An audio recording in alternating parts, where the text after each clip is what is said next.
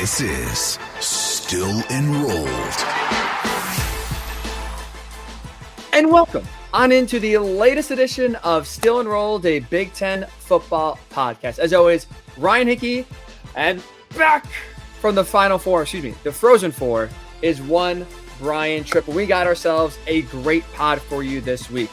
Big time quarterback news reportedly happening in the Big Ten. One team making a huge splash that Tripp and I disagree, and we'll break into that. We'll talk about some college football rule changes as well. We have some spring intel as the spring transfer portal now is open for the next 10 days, closing next Friday.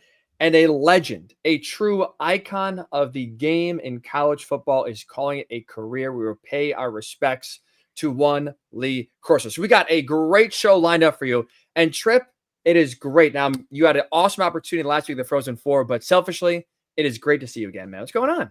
It is great to be back, and I honestly I'm not sure how much I would have contributed last week. I didn't have much of a voice when we were scheduled to record the podcast, but it's great to be back, talk some college football, spring football in full gear. As we know, some teams wrapping up their spring practices, others right in the middle of their spring practices. I know for me, a part of the Penn State radio team, there's the blue-white game coming up next weekend, so less than 2 weeks away from that, and we'll see what that has in store, right? This feels like it could be the last year for a lot of programs where you have an open spring, and I'm not going to call it a game, but an open spring practice at the end of your spring ball calendar. And if that calendar even remains, right? You and I have talked about so many different possible solutions to what do you do? How do you fix it? And we'll get into that more on this podcast as the spring transfer portal window has opened. And is it even a positive that there are two portal periods? Maybe it should be just one. Maybe it's longer. Do you change the timeline of it? How do you handle it? So many different things, but the transfer portal, obviously, a big headline with the movement and the saga that continues at the University of Tennessee. You are right. I think maybe this entire saga will help spur change and make that change come faster than otherwise it normally would, because college football moves as slow as molasses for a lot of these rule changes.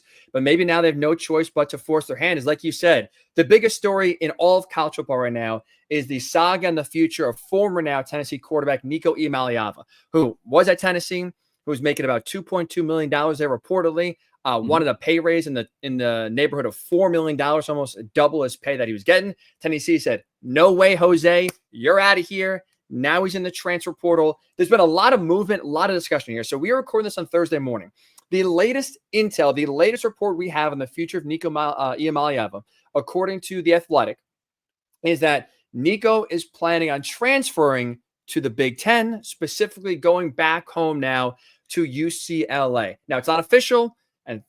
This story has changed a lot, but at least that right now is the latest report that we're going to go with, that Nico is planning on transferring, has until next Friday to make that move official in order to play in 2025. When you look at this, there's been a lot of noise, a lot of toxicity around former Tennessee QB because of just how he's handled this. And he's the first really to basically try to hold up a school and say, either pay me or I'm gone.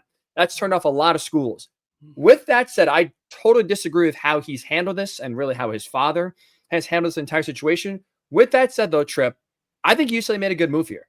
So I think at least in getting Nico, what it is for me is a low-risk, high-reward situation. So where you are getting still at least a talented on-paper quarterback who just 2 years ago was the number 2 overall quarterback in his recruiting class, a former 5-star guy from Southern California. You bring him in, I mean, that's the best quarterback UCLA possibly could have on their roster for 2025. So I think you automatically get better in general. Maybe because he's a SoCal guy, you can help jumpstart your Southern California recruiting. We see how that is working wonders right now for USC. UCLA has not had that same success. Maybe getting a hometown guy can help convince other highly recruited or highly ranked California recruits to stay at home and go to UCLA. Maybe you get to a bowl game. We talked about it last week on the pod. Their win total for UCLA is 4.5. Not much is expected of them. Well, maybe now with a talented quarterback, if he can figure it out, you could be a 6-6 team and maybe get your way into a bowl game. When you look at it all, I just think there's a lot of positives that could happen for UCLA. And the big negative is, okay, he flames out. He stinks, or his family is overbearing again. And after 2025, he's gone. But if you're UCLA with where you are right now, okay, if he leaves in a year, good or bad, like what really, it doesn't really hurt your future. It doesn't really, I think, impact your program anyway. I think all it could do is make it a positive if he plays well. If he plays poorly, okay, you're kind of back in the same spot you were right now. I know there's a lot around him, and a lot of schools are saying, thanks, but no thanks. We see the talent, but we don't want the headache. I think if you're UCLA with where they are, Trip, I think this is a good move for him. I agree with you from a football standpoint, and it's going to be interesting to see how all the dominoes fall from this situation, right? Everything you just said right there with how this came about. What was he reportedly asking for financially? His dad does not have any experience in negotiations. His high school football coach is also involved in this as an advisor. And then, of course, there's Nico himself. On the exodus from Tennessee, his camp, and there's two sides to every story. So I think you kind of portrayed the story as this is what most reports are saying. This is what everyone believes to have happened. But his camp also has denied some, if not all, of what you reportedly said, right? So there are still two sides to the story. How did it actually play out? The reported $2.2 million at Tennessee was pretty well documented. This was his offer coming in. It was a contract that ran through 2025. So he's trying to evaluate what is his value. And this isn't a Nico thing. This is an every player in college football, every school in college football, finding out from their staffs, what is my value? What am I getting at X school? And what could I potentially command in the open market? So I feel a little sympathy here, how he's being portrayed, because he is not the only athlete at a school that is going through the same situation. Now, the size of the money guarantee and the offer makes this a very notable case. This is the starting quarterback of a college football playoff team from a year ago, and a team, and he's still a young quarterback, a team that you figure, and you look at what Josh Heupel has done at Tennessee, to be a contending team again and again and again because of the roster and the talent that they've accumulated. Now, reports are that he and his camp went in and said, it's not about the money. It's not about $4 million. It's getting me an offensive line that's going to help me not have two cracked helmets and the sacks and everything that he dealt with last year and the injuries. It's getting better wide receivers. It's what are we doing to position myself at Tennessee to get the support, not only financially, but on the field that I need. So I think there are multiple layers to this story. He is not the only player going through it. He is it's the most publicly disputed case with perhaps the most financial implication, the greatest financial implications of what is going on. But before you really dive into how does this help UCLA? And I agree with everything you said about why not take a chance on a guy of this talent to bring into your room based on the current state of the program. Thought Deshaun Foster did a really good job at making it salvageable last year. Tino Sunseri is a well-respected coach to work with a guy like him. But I think there's so many layers to it. And for him to kind of become the poster child of it, because it does seem like the family and the advisors are way too involved here. But make no mistake, at the end of the 2025 season, in the first portal window, and particularly now in the spring, with rosters needing to be cut down to 105 players, he is not the only player who's going into a coach's office. And when they meet with every player, here's what you're getting. Here's your stipend. Here's your money. This is what we feel your value is. Every school, and that could be $50K to $150K to $1.5 million, right? Every school is going through that with players. He just because of his notoriety, the family involvement, and the dollar signs that are involved with it for a starting quarterback in the SEC on a college football playoff team, he's kind of just the most public case here. Also, you wonder, has the family gone about it the right way? It probably never needed to be so public. You could have handled it in a more appropriate fashion. How much do you buy the family side? Because you said, it's about, like you said, the family is putting out to certain reporters that, it's not the money, it's the O-line. They haven't gotten the resources. It's the coaching. How much you buy that? I think there's a little bit of truth there. I would assume there's a little bit of truth there. Look, at this point, unless it's just strictly a money grab, and I don't know that, right? Anytime money's involved, it changes people. It changes how they act. It changes how they interact with people. It could strictly be a money grab for the family. If that is what, the dad's kind of been portrayed in almost Lamar Ball type of way, right? Like, I feel like does that remind you of that at all? That's kind of what it reminds me of a little bit. How he's using his son as a chip here for financial growth for the obviously wants what's best for him.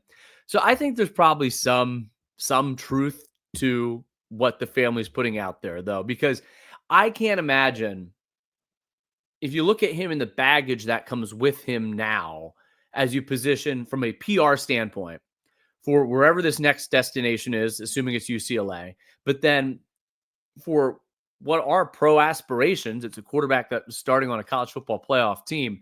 We'll dive into his numbers a little bit. Like, I think there's some flaws in his game, but certainly high upside. I can't imagine, and I know there's not experience on the advising side, someone advising to handle it this poorly. That's baffling to me, because there's more to it. A million here or there, and a million's a lot. A million's a lot to you, me, so many people listening to this podcast. That's a life-changing amount. But when you're already talking about the difference between 2.5 to 4 million, and you might have a pro future, how are you weighing an extra 1 million now when you could be talking about 50, 100, 200 million down the if ultimately you get to where you want to? I have a hard time believing that they miscalculated the perception of it that badly. And it almost felt like this is a split that both parties need, right? They're saying, well, he didn't miss practice. He didn't skip practice. It wasn't a holdout. It wasn't a negotiation. Tennessee knew he was leaving. Or it's such a muddy, murky, ugly situation.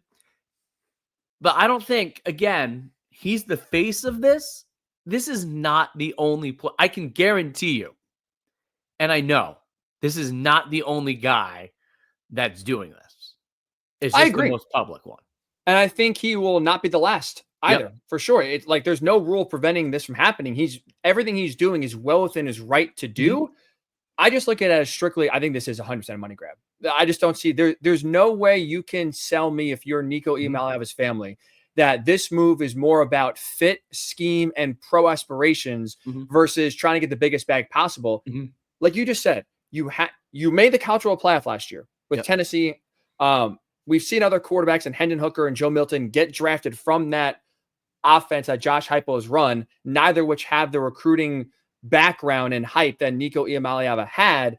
And now you're sitting here saying, you really think, if you're the family, that going to UCLA with a worse coaching staff, worse offensive line, worse wide receiver room, worse running back room against a tougher schedule is going to help your pro status, pro perspective?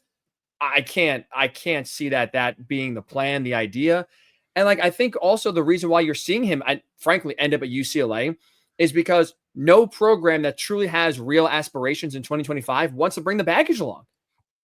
And also, when you get to this point, no program, very few programs, unless there's a significant injury in the spring, are filling the quarterback position in the spring portal window. You might fill defensive end, wide receiver, O-line, add depth, and there are some decent players that feel like you can have an immediate impact that are going to move in this portal window. But most teams have their quarterback position set unless something drastically changes by the time you reach spring practice. Agreed. And that's, again, why, if you are truly thinking about what your future is, you can't enter the transfer portal think, I'm going to get all these offers and all these schools are going to be interested, because like you said, you're right. All these teams have figured out their quarterback situation back in December and January. No one sits in the spring window saying, oh boy, we need a quarterback. Hopefully one shakes free. That point, with spring practice being the way it is, no team truly that's run well is in a situation where they, again, outside of a freak injury, that needs a quarterback at this point. But I think you outlined all the reasons, where he's from, his status, his level of play, where UCLA is at right now as a program, why it isn't a bad risk for a program like a UCLA to take. Now, Agreed. let me just read his stats from last year. He's a 63.8%, so 64% completion percentage, 2,600 yards, 19 touchdowns, 5 interceptions. On the surface, pretty good numbers, 358 rush yards and 3 touchdowns. Overall, good numbers, led the team to the college football playoff. But here, and this may be why Tennessee isn't completely all in as well. Against ranked teams, his completion percentage dropped from 64% to 57%. Not a math major, but that's a 7% drop from his overall percentage on the year. So, even if you try to take out against unranked teams, that's more than a 10% drop in completion percentage from unranked teams to ranked teams. Natural, every quarterback, but it is a drop off, right? His completions in those games against ranked teams only averaged 6.5 yards per pass reception. In the games against ranked teams, and I'm going to read through who they were against, he only had 4 touchdowns to 3 interceptions and was sacked 15 times against ranked teams. Going in reverse order from the end of the year, at Ohio State, 14 for 31, 104 yards, no touchdowns, no interceptions. That's bad. Sacked 4 times. At Georgia, 167 yards, no touchdown passes. Against Alabama, we talked about that game. That was a big turning game for either of those programs in terms of the college football playoff race at the time. 14 for 27, basically 50%. 194 yards, 1 touchdown, 1 pick. They beat Florida in overtime, but even in that game, 16 for 26, 169 yards, no touchdowns, 1 interception. At Oklahoma, who at the beginning of the year was ranked, but we know what happened to the Sooners this year, 13 for 31, 194 yards, 1 touchdown. And the other ranked opponent was NC State in the beginning of the year too. So that's a pretty large sample size with not a whole... You weren't really leaning on him for the effectiveness of throwing the football. And I think he's young. I think he's talented. Still a lot of time and room for growth. But you're not bringing in a guy, like, I know he led them to the playoffs and was a good part of that. But if you watch, he struggled at times in those games. This to me is a good quarterback. It's a good pickup for UCLA. But if you're also Tennessee and you start to do a deep dive into what you're losing here, maybe they don't even buy into him as the difference maker for the Vols. And having watched him, I think there are some really great moments. I think big arm, creative, makes big plays. I think there's also a lot of really bad moments. Very inconsistent. Could be because he's a young quarterback, but just because he's in and the dollar signs and the attention this case and this story has received, a little bit more talk than production at this point for what's going on here. And just to add even more context to what UCLA is getting, and if you're a Big Ten fan who has UCLA on the schedule, how nervous should you be? You mentioned 19 touchdown passes, right, in 2024. 11 of those 19, more than half, came against 3 opponents: Chattanooga, UTEP, Vanderbilt. In the other 7 SEC games that were not against Vanderbilt, he totaled 5 touchdowns. So to your point, I think the ceiling is high. And again, when you look at UCLA and where they are, they have Joey Aguilar there. They got him in from App State. But in terms of talent and hype and ceiling, Nico's talent and ceiling is a lot higher than Joey Aguilar's is. But with that said, you're not getting a perfect prospect. You're not getting a bona fide star. And I'll add this too. If you're UCLA, and with how public this case has been, and you can prove that you have the financial backing, resources, ability to meet the financial demands of the family, that also shows UCLA's all in on football for a program that many people question well, what's really your commitment there? So it may not just be the player. It may be to prove a point, like, we can go and do this. Hey, boosters, alumni, supporters, get on board. We're here. We're in the Big Ten. We're not going to let Oregon and USC be the West Coast teams that capture all the attention. Probably Washington in that mix too. UCLA is here saying, we want a piece of the pie. We want to compete in this thing. Penn State, Michigan, Ohio State, the other West Coast schools, they're not going to be the ones that have all the fun. Nebraska, Indiana, UCLA has to show an investment to its football program to go beyond being a basketball school, right? Like, where do they fit in this puzzle? And I think that's a statement that's being made by picking a guy of this caliber or notoriety up in this case. It's a great point. Because also, too, like, isn't that the reason why they hired Deshaun Foster in the first place? Right? Yeah. They wanted to get the buy-in from the alums and the fans back, and they got one of their own guys who's passionate about the program. Kind of really waned in the few years of Chip Kelly there. There was, some apathy without a doubt amongst the program and amongst the fans as well. So that's a good point. Like, again, that's why I don't look at the negative if you're UCLA here, of even if this blows up in your face, you make a commitment to show you're serious. And okay, if it stinks, you're going to stink anyway in 2025. At least just take a swing and see what you can do. Worst, I think you can go up from here. Yeah. And if it blows up, he's gone in 2026 anyway. You don't have to worry about it. I think with where they are, I agree. I think that's a good message they send as well. But what we were just talking about with the stats and his performance at Tennessee, and look, there's some hype there, but really his potential did not match the results at Tennessee, at least in 2024, despite their playoff success. That's why I was shocked to see this tweet yesterday, Trip, kind of going around the internet.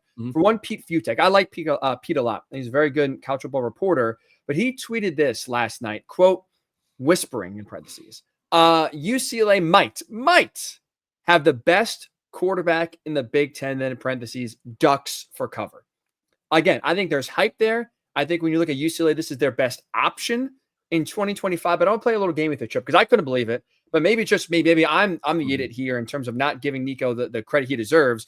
So I figure, okay, let's play a game. If he truly is the best quarterback, how many quarterbacks, at least in terms of Pete's eyes, how many quarterbacks would we take above him in terms of just kind of in a vacuum? Would you rather have this guy or this guy? So I'll start with you first here, Trip. Would you rather have Nico as your starting quarterback in 2025 or Drew Aller? Drew Aller. I agree. How about Nico or Luke Altmaier? Luke Altmaier. The experience, what he did last year playing in the league, Luke Altmaier. A lot of hype with Bryce. I know we've yet to see him play an actual Michigan game. Would you buy into the unknown but highly hyped 5-star QB Michigan has, or would you take Nico right now? Man, both there's a lot of unknowns. How about the picture that's circulating the internet? Speaking of viral tweets that's circulating the internet of Bryce Underwood right now. Are you nervous? Oh, look, as a Mets fan who people clowned Juan Soto when he was introduced for having a pot belly, I would not be concerned if I'm Michigan with maybe a little bit of a bigger abdomen than some fans were expecting. Look, he's just putting on low poundage. He knows he's going to run the ball between the tackles. This is big boy, Big Ten football. Can't be a stick back there. I'm not concerned. I'm going to buy the hype on. I don't know that Bryce Underwood starts from day one, but I'm going to buy the hype on him. I think that's a tough one because, look, Nico already was a starting quarterback on a college football playoff team in the SEC, and numbers are numbers, but the record's the record. So that's a tough one, but I'm going to buy the hype on Bryce Underwood. I'm going to go with him as a transformational quarterback for Michigan, and I'm going to take Bryce Underwood. I would agree because I would assume his floor in 2025 is what we kind of saw from Nico last year. Yeah. Where, like, in the big games, is he great? Can be relied upon? No. Can he light up some of the lesser opponents? Yeah, I think that's the floor what you can expect from Michigan in 2025. I'm with you. I'll take Bryce Underwood here over Nico as well. How about a guy we saw a little bit more of Trip last year, but now seeing him in a full-time role for the first time? Would you rather have Damon Williams? Would you rather have Nico Iamaleava? I would say they're probably at the same level. So I'm in the same camp on those guys. I'll take Damon because I would agree in the sense of, I mean, we saw more Nico and more consistency a little bit. I'll take the upside with Damon Williams. I think I'm buying him as a passer. There's obviously a lot less baggage as well, which I do think has a little bit we can say in this discussion as well. How about Dylan Raiola? Highly hyped, just like Iamaleava. Raiola or Nico? I know we're trying to give that yes or no answer. I think for the rest of this group, and I don't want to spoil the game we're playing here, but Dylan Raiola, Fernando Mendoza, who transfers from Cal to Indiana, if Julian Sain's the guy at Ohio State, Gronowski at Iowa, Jaden Iamaleava at USC, Billy Edwards Jr., who transferred to Wisconsin. I hesitate to go one by one and say yes or no for each. I think outside of Aller and Altmaier, because of their experience in being 3-year starters in the league, I would basically lump everyone else in this same group as potential, not exactly sure, and I can't categorize one over. I know that ruins the game and the shock jock approach to the game, but I can't categorize. To me, there's unknowns for each, upside and downside.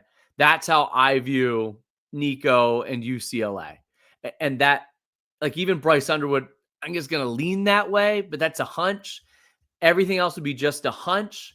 Even Dylan Raiola, I think very comparable resumes to this point. Probably, I believe in Raiola's upside because of the continuity and less baggage at Nebraska more than I do here. So if you're forcing me to decide, Raiola, but this whole group, big picture, is all very, very similar. Who's going to be the guy to crack the next tier of the top tier of the Big Ten that have the experience of an Aller at Penn State and an Altmaier at Illinois? If you had to pick out of that group, where would you put Nico, and who would you take from the group that you think will crack that next tier? Is it him that cracks that top tier? So to answer your first question, I would take Drew Aller, Luke Altmaier. I would take Bryce Underwood. I would take Damon Williams. Mm-hmm. I would take Dylan Raiola. I would take Mark Gronowski. Mm-hmm. And that's about it. So those are what, 4 guys? 6. 6 guys. Holy cow. Great counting by me. You're the math guy here, clearly, on this pod. I would say, to me right now, going to 2025, Nico slides in that 6 or 7 range. Yeah. Okay. But to your point, like, when you look at other guys like Julian Sain, Fernando Mendoza, even including, a guy like Gronowski, who I think has a high floor. Right. They're all upside guys. Nico, I think, would have, of the second, if you want to say it's Drew Aller, Luke Altmaier, and then there's a drop off, like that's tier 1 right now going to 2025. I would agree with that. In terms of like the tier 2, who can truly make the biggest jump, I think it would be Nico Iamaleava. Like, he has all the talent. Like, he wasn't this hyped recruit for nothing. He still can play. Now, he has to improve himself. He has to get more consistent. He has to read the field better. He has to become more accurate. He has to elevate those around him, which at UCLA is going to have to do big time here in 2025. But when you look at like the possibility, if everything hits for all of these guys, Sain, Mendoza, Raiola, like if we're saying everything is as good as it can be, who could be that third quarterback or who can leap into that kind of top tier? Nico, I think, has the highest ceiling of any of them. But do I believe he can reach that? I don't. Do I believe he can come closer to UCLA? I really don't. Like, maybe he can add a win or 2, but he's going to a situation where UCLA was ravaged in the portal. We've talked about, too, their coaching overhaul as well. So there's still a lot of new coaches trying to implement their system and their ideology for the first time. There's no kind of set foundation and expectation. I like Tino Sunseri. I think he can help him as well, but there's a lot he has to prove. There's a lot Nico's going to have to prove here at UCLA in 2025. I'm surprised, and I know it's a quarterback battle with Moore and Novosad at Oregon. Everyone's kind of thinking it's going to be more. With what Oregon's achieved, they lost a lot of turnover again. But with what they've achieved offensively, maybe a name that's not even on that list has the highest upside of being the third best quarterback in the Big Ten. That's a good point. That's a fair point. I guess I put them aside because I figured maybe that's more about the system and the talent. Yep. I tried to at least exclude the talent around them, just to make it more about them themselves. But no, you're right. That's unfair by me, and a good job by you of pointing out other, I think Dante Moore could take a huge jump here. And with Oregon, what we expect from them, they should be right there in terms of a top 5, top 10 team, which you would assume would mean good QB play. The last thing I want to say about Nico here before we kind of move on, Trip, is that what is intriguing and interesting about this entire situation about him going to UCLA is that his brother, Madden Iamaleava, just a few months ago was committed to UCLA, and then at the last second decommitted and switched to Arkansas. By all reports, UCLA was blindsided from this. There's even a quote from Nico and now Madden's dad that says, we never even visited Arkansas, but we decided to commit, meaning, I'm assuming, money play there. That Walmart money came in big time for Madden. It is. I think UCLA is right to separate the two in terms of you thought you had one of the brothers, he flipped, and you did not see it coming, you were blindsided. And now the other brother is out there, damaged goods at a quote unquote discount compared to what he's asking for, bringing him in. I don't think it's a bad look by UCLA to kind of get spurned by the family and kind of go back to them just a few months later. Do you have any issue, or does that situation at all impact how you feel about this report that UCLA is going to get Nico Iamaleava? You know my feelings on the current state of college football, the current state of the transfer portal. I love when the players are out there on Saturdays in the fall. We've spent nearly 30 minutes talking about this kid and like, how do you fix the system? How do you fix the transfer portal?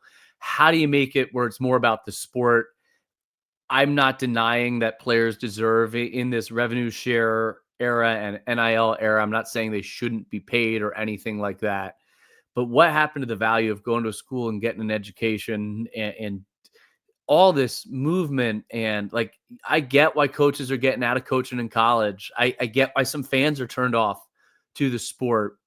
I'll answer your question. I don't really care. Like, this is all great. This is all great talk and fodder. It's great for podcasts. But in terms of like the portal and the window and the payment, this stuff, I'm not like super huge, as you know, into recruiting. I don't love it. I don't love this part of the game. I think it's a sad state that the game has gotten to in 2025, where we're at now. I don't know how it's curtailed or how it's contained or controlled. I don't think you can regulate it. Don't think you can set rules. I think it's so constantly evolving as to where this funding is coming, and collectives are coming in-house within athletic departments.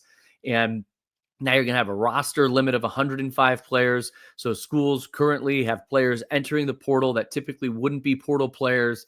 It's open free agency. My biggest problem is that you have schools poaching and advisors working with advisors and agents and schools as the year's going on. It's not like all of a sudden, you hear this and it's, oh, why does that player want to leave said school? That player may have been told to leave the school by the coaches. Yep. Oh, he's $5,000 shy of where they wanted him to be, and he leaves the school. It's not all like, I think all this, everyone looks at it. Oh, he's leaving. He's unhappy. Well, that might've been the case 10 years ago when you could transfer. Now it's free agency. It's unrestricted free agency with no barriers up to even keep this thing steered together and contained in the right direction. I know it makes for great conversation, but really the bigger conversation is, this is not fun. This is not enjoyable. It's not fun for the coaches that they have to go through it day by day, constantly recruiting their current players, figuring out, oh, am I going to lose him because I didn't give him 2 snaps in the third quarter of this game? Oh, it's a 21-point game. Better worry about getting guys in now, because if he doesn't play, going to get a call from a parent who's going to be up and happy, and that parent's he's going to then talk in the locker room. Running back 2 is going to talk to running back 3, who's going to talk to wide receiver 2, who's going to talk to wide receiver 3. And then they're going to compare their money that they're receiving. And, oh, this guy's getting 10,000. How can you even manage a locker room? Like, what falls on the leadership and the players? I don't see how this is all good for college football. I don't see where it's going. I don't know how you contain it, where it goes. And quite honestly, it's a real turnoff to the sport. And I love the sport. I love everything involved with it. I think the history, tradition, pageantry of college football, as long as it doesn't die, it'll always be there. What it means for an alum to come back and represent your school and then come back and celebrate and enjoy being back on a campus on a chilly fall Saturday and the leaves start to change. There's nothing like it, especially in the Big Ten, these schools. But where does this go? I don't know. And I honestly could care less what Madden got offered from Arkansas and what his brother's getting from UCLA. I don't care. I just don't. I would agree. This current landscape, I don't think benefits, for the most part, either teams or players. Like, obviously the team aspect is obvious, right? I don't think it's good for them that they have to constantly re-recruit and always be stressing about, hey, I got to make this kid happy or it's going to leave. That's obviously because you're taking away coaches' focus. There's some people out there. There's some people out there. And if I was a coach, and I know you can't do this anymore, but okay, you want to leave? See ya. right? Like there's some old school coaches who would say it's more about do you want to be in the program, the culture of the program. If you're going to worry about $5,000, it's not for me. Recognizing that you do have to pay the players today. But I'm Right. not sure that approach works anymore. I don't think you can go with that approach anymore. That's how I would approach it. That's how I'd want to approach it. But I don't think you can approach it that way anymore. I guess it depends on who the player is and who the coach is. Like I think Ryan Day, Kirby Smart, like guys that have done it before. And again, depends what player we're talking about. We saw Caleb Downs like leave, like big time players are leaving, and there's some guys that are about money. But I also don't think it's good for the players. Like I don't think it's you should be chasing a bag and going to 3 or 4 schools in 3 or 4 years. That's like there's a Wisconsin player trip that transferred in December and now it's in the portal again and is going to leave.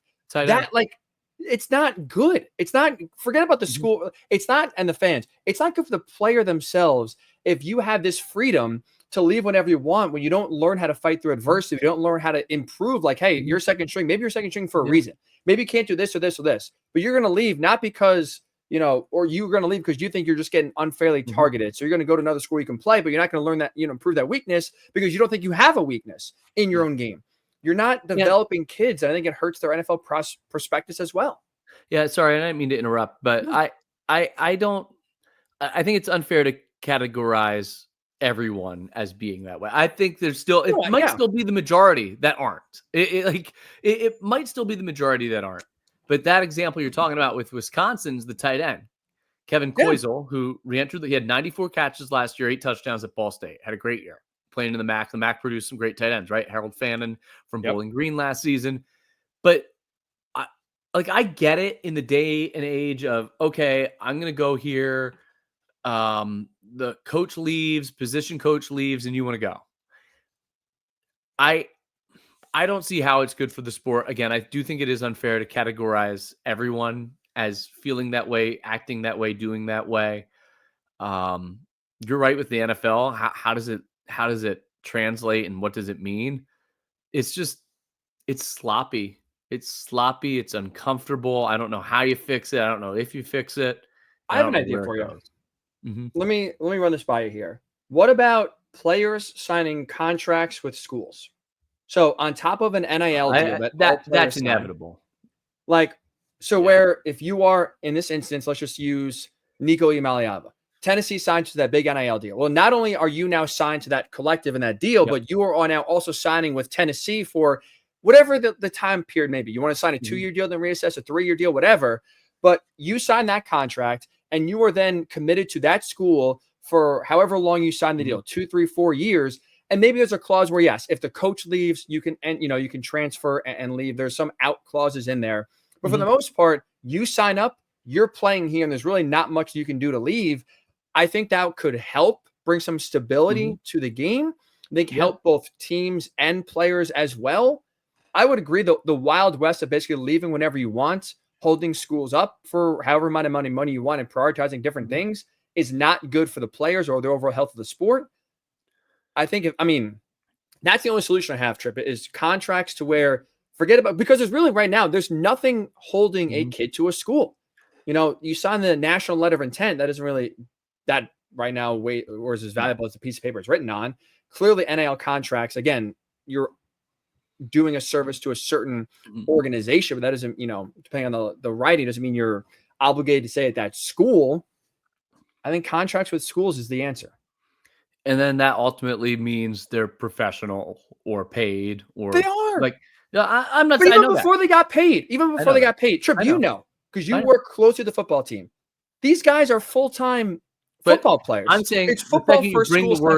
The second you bring the word contract, not that NIL isn't a national letter of intent, and LI isn't binding in some ways, or was.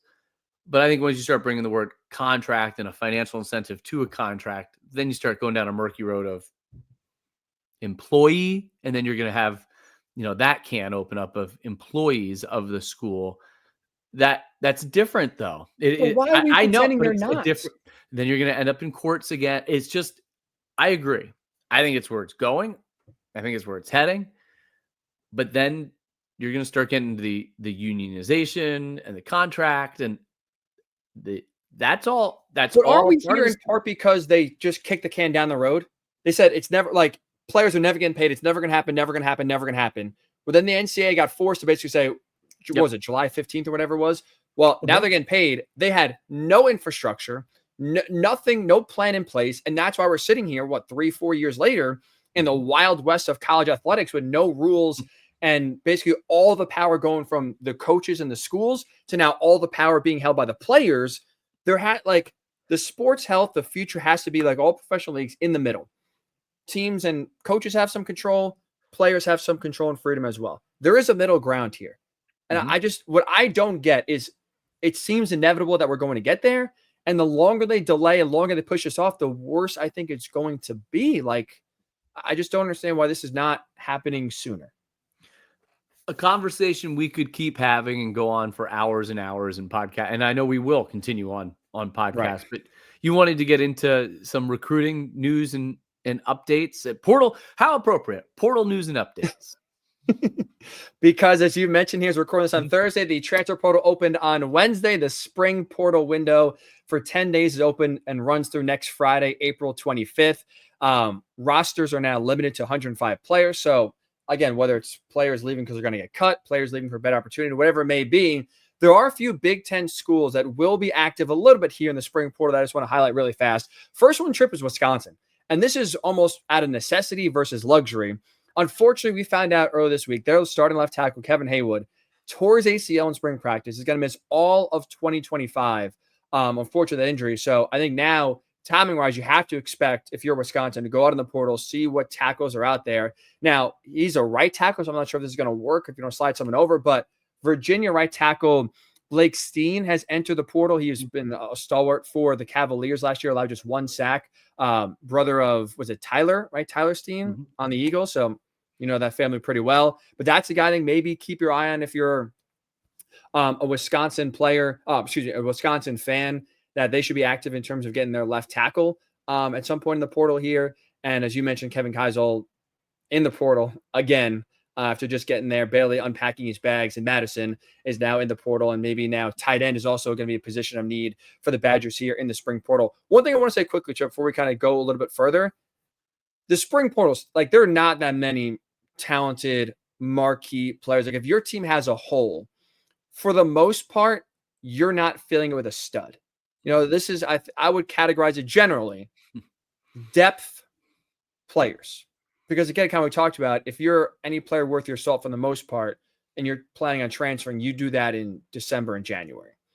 I think that's just fair to say. So I think there are some teams, for example, like Ohio State, who Ryan Day's admitted it, they're looking for interior line depth, especially kind of stop the run game. There's a little bit of concern in their ability on that defensive line. By the way, replacing all 4 starters from last year's national championship team in terms of stopping the run.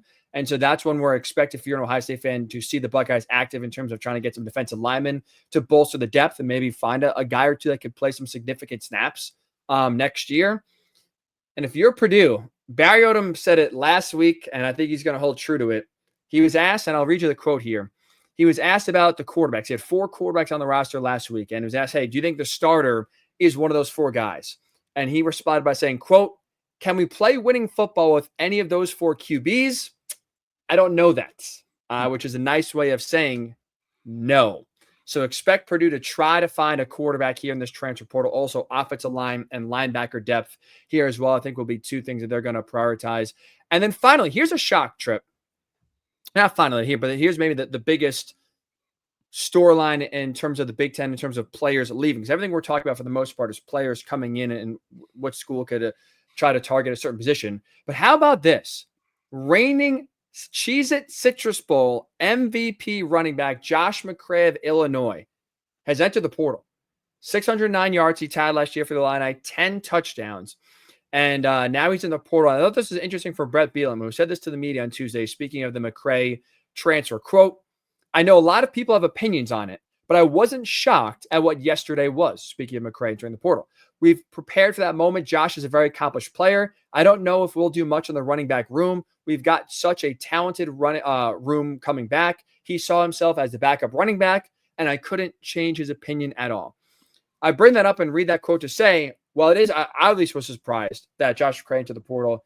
It sounds like, number one, obviously Illinois was not, and number 2, they got the talent. Caden Fagan coming back after getting hurt last year as well, kind of headlined that room. Bielema feels good that, hey, he's leaving, but we're not exactly searching for a new running back to replace him. They like the depth there. It sounds like McCray knew that where he stood coming out of the spring in that running back room, that he wasn't the guy and that Brett Bielema was going to give him reps. You need more than one running back to withstand a Big Ten season.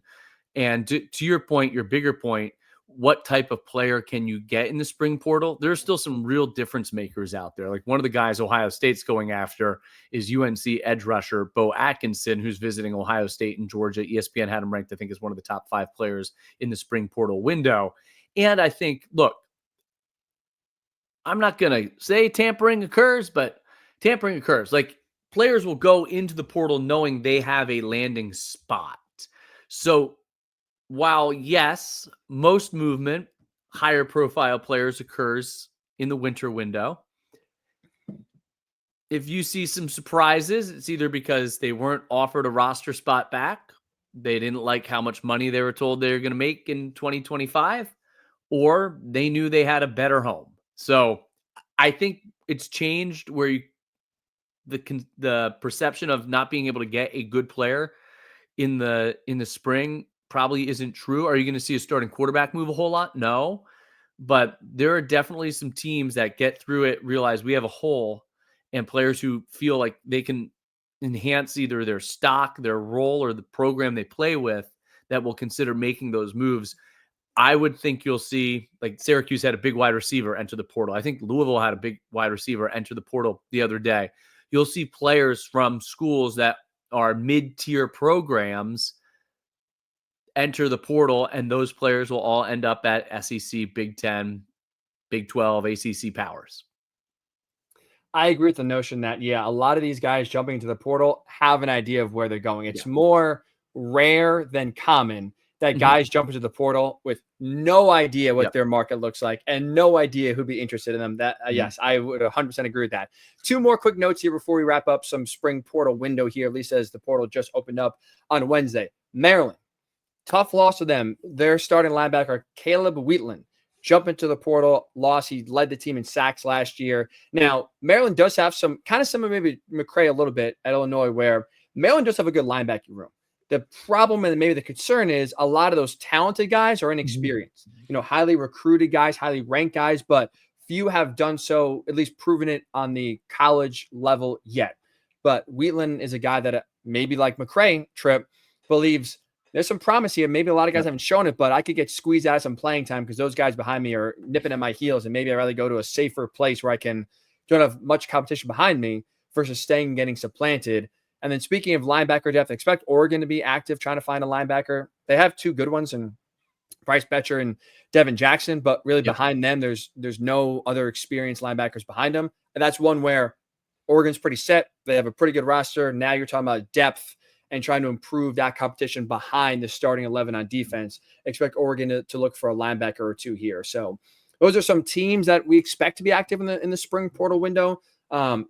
As you heard, not many mentioned, so I think a lot of them feel good about the roster. I know USC has come out, and Lincoln Riley said he really likes where the roster's at, and they don't expect to be active in the spring portal window after being active in the portal window a few years ago. But, Tripp, it's college football. It's a 10-day window. We still got another week plus of it being open. Anything can happen. A lot of chaos can happen. Expect the unexpected. I, expect next time we're talking here to have a surprising either addition to the portal or addition from the portal for one of these big schools as well. Well, it's certainly not a sport that lacks for news, but something that we all knew was going to be approved, and it kind of flies under the radar this week, though. The new rules that officially were approved to go into effect for the 2025 season. And it regards a couple of things that we saw impact the Big Ten during games last year. The biggest is probably the injury timeouts, but let's start with the 12 men on the field rule change because of how Oregon exploited a gap in the rules last year in their win against Ohio State, sending 12 men onto the field, recognizing that you're not going to get that time back on the clock, even if you get the penalty for the 5 yards. So if a defense goes through a play in the final 2 minutes now with 12 players, it will be a 5-yard penalty, and the offense will have the option to reset the game clock. That is critical there in the last 2 minutes of a game. And it's an immediate turnaround and fix from the Oregon-Ohio State game that we saw last fall play out in Eugene. I like that because I don't want to take away from Dan Lanning's creativity, but Smart. as you see, especially in football, very smart. It's a copycat league, right? Yep. And so I think he got rewarded, rightfully so, for finding that loophole and exploiting it. But now that it's out there, and he was pretty brazen about admitting, yeah, this is exactly what I did. I think you're going to see copycats. And so now, I mean, I could imagine if this rule is not in place next year, how often we would see the 12 men on the, maybe, hell, why stop at 12 trip? Yep. Why not honestly run the entire sideline on the field at that point? Make sure the play is broken up, try to get 7 or 8 seconds off the clock. I like this rule for being proactive and making sure that kind of we don't see this be abused the way I think it would have been if no rule was put in place moving forward. I like it. And the other one that's certainly been high profile across college football, but also in the Big Ten, if a player goes down due to injury after the ball is spotted and medical personnel enter the field, no more stall tactics with injury timeouts. Look, some of it I believe to be real, but I do think players were faking injuries or teams were trying to exploit that rule there as well. If the ball is spotted and a player goes down, now a team will be forced to use a timeout. And if no timeouts remain, it's a 5-yard penalty. The last one, too, that's actually interesting. Announcements of reviews that are now upheld will be determined as upheld. You won't hear the officials make the differentiation between confirmed and stands anymore. The NCAA said it was because it was confusing for fans. I don't buy that.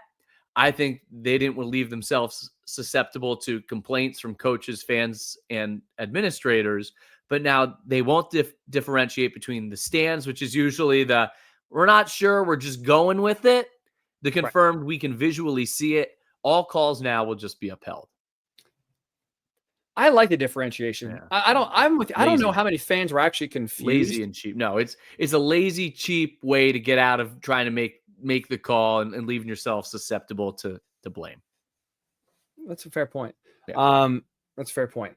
All right. So those are some rules to keep an eye on here for 2025 in the Big Ten. Some changes made to college football. Also, to wrap up the pod here, one last change coming to college football. Not a good one is the official retirement of what I would say an icon of the game, and that is Lee Corso, who announced on Thursday he's retiring from College Gameday. We'll have one more headgear selection, the debut or the premiere episode of College Gameday next season. Will be his finale, kind of his swan song. I'm assuming Trip, hot take here, they'll be in Columbus for Texas Ohio State. So safe to say you can either put on the Longhorn head or the Buckeye head one more time. So fitting at least that Lee Corso as an Indiana coach, I think a longtime icon of college football, will end his career in the Big Ten, or at least at a Big Ten campus, we assume. But it's sad. I mean, the end was tough. I think this is maybe 3 or 4 years too long, but nonetheless does not take away from him being, I think, truly one of the most iconic voices of college football. Like, he was a voice and someone I paid attention to my entire childhood, that College Gameday was a must watch every single Saturday. And he was a big reason for it. It's sad because an end of an era is coming, but still, nonetheless, it was a great era, a great run by Lee Corso. Yeah, I agree with you. Look, it's been pretty hard to watch maybe the last 5-10 years. And obviously Kirk Herbstreit and Reese Davis, Chris Fowler through the years, everyone on that panel have done a good job supporting Lee. And ESPN, I think, made the right move, letting it be his call, I'm assuming, when time is time and when his health would no longer allow him to travel and be a part of the show. His role was reduced significantly on the show. And I think the word that strikes me, icon, I think is right. Legend, I think is right. But really an ambassador for the sport. What ESPN did by taking College Gameday and taking it on the road in the early years with Chris Fowler and Kirk Herbstreit and Lee Corso and going to these stadium sites, it created a real hype and real drama around the sport and around the show. And they were able to go into different markets. It wasn't just the SEC. It wasn't just the Big Ten. They're going across the country and bringing you a premier pregame show. And in this crowded landscape today of Fox, CBS, NBC, social media, streams, it's kind of a show that has withstood the test of time, and everyone's always competed and tried to rival what they did and duplicate it and emulate it in any way possible. But no one's been able to, the way that ESPN has executed College Gameday. Look, it's a different era, for better or worse. I think there's certainly bias that exists within the networks and the television contracts that those networks have with certain conferences, but it's still a show that has withstood the test of time. And for a sport, what CBS and the 3:30 window did for the SEC and what College Gameday did for the sport, Lee Corso, a big reason why it was must-watch TV. Him putting that headgear on each and every week was must-watch TV. I believe he's picked. You mentioned the possibility of going to Columbus in week number 1 for Ohio State and Texas. That's in Columbus, right? In Columbus. That he's worn the Ohio State mascot head, Brutus the Buckeye, more than any other mascot through the years. So what he's done as an ambassador for the sport, making that much watch TV, and what College Gameday has meant to grow the game has been instrumental. So certainly an icon and a legend in that. Obviously difficult to see how his health has deteriorated through the years, but makes it no less of a sad day to know that, as you said, era is coming to an end and what's been great for college football. So if you're going, well, I guess it's so early to make plans, but if you plan on going to College Gameday, give Lee a salute. And like you said, be fitting maybe for his headgear selection to put Brutus on one last time. That'll do it for this edition of Still Enrolled, a Big Ten football podcast. As always, subscribe wherever you get your pods and on YouTube. Really always do appreciate your support. Have a great weekend. Who knows what college football will bring next time we chat next week. So between now and then, have a great weekend. We'll talk to you next week right here on the Still Enrolled podcast.